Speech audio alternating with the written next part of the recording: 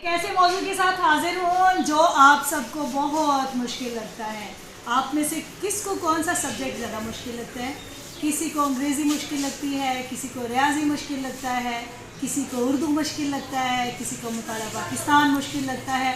हर बंदे की अलग अलग मुश्किल है, हर बंदे की अलग अलग आसानी है। पता नहीं आपकी कौन सी मुश्किल है, कौन सी आसानी है, लेकिन आज ऐसी मुश्किल आपको बताऊंगी जो आपको बहुत ही मुश्किल लगती है, और ऐसी मुश्किल जिसमें फंस जाए तो फिर निकलना बड़ा मुश्किल लगता है। मुश्किल ही मुश्किल, मुश्किल पर मुश्किल, और मुश्किल के साथ मुश्किल। जी हाँ, मैथमेटिक्स, रियाजी। तो आज मैं आपको बताऊंगी कि रियाजी आप किस तरह से याद रख सकते हैं। मुझे अच्छी तरह याद है, जब हम छोटे थे तो हमारे अब्बू हमें कहते थे कि रियाजी, तो किसी ने कहा रियाजी पढ़ रहे हो, तो हम, मेरे अब्बू टीचर हैं, मेरे वालिद साहब टीचर हैं, तो वो कहते होते थे और अब भी कहते हैं कि भाई रियाजी पढ़ते नहीं है, रियाजी करते हैं। तो हम इस बात से बड़ा हंसा करते थे। तो आज मैं बताती हूँ कि आपने रियाजी पढ़ना नहीं है, आपने रियाजी करना है, उसकी प्रैक्टिस करनी है। और आप मैथ को किस तरह से याद रख सकते हैं, फार्मूलाज, जुज़ाफ़ी अकल, मुफ़रद तज्ज़ी, जिसको आजकल आप प्राइम फैक्टर्स बोलते हैं, और भी इसके मुख्तलिफ नेम्स हैं, जैसे अलजबरा हो गया, ज्योमेट्री होगी। ये सारे सब्जेक्ट्स जो हैं, ये सारे जो मौज़ूआत हैं, इनको, मैथ को आप किस तरह से आप इस पर अबूर हासिल कर सकते हैं।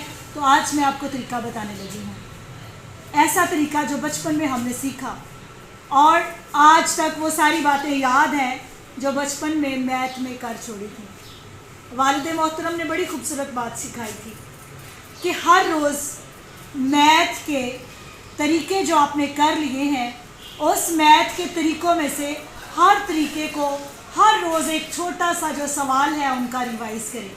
अगर फ़र्ज़ किया आपने आधे आज़म किया है, प्राइम फैक्टर्स किए हैं, आपने जुज़ाफ़ी अकल किया है, या आपने टेबल्स किए हैं, या आपने एडिशन के सवाल किए हैं, सब्ट्रैक्शन के सवाल किए हैं, डिवीजन के सवाल किए हैं, या मल्टीप्लिकेशन के सवाल किए हैं, तो अगर दूसरी क्लास का बच्चा है तो उसके पेरेंट्स या उसकी ट्यूशन वाली टीचर वो कोशिश करें कि उसको हर रोज़ एक सवाल वो एडिशन का करे, एक सवाल वो सब्ट्रैक्शन का करे, एक मल्टीप्लिकेशन का करे और एक डिवीजन का करे।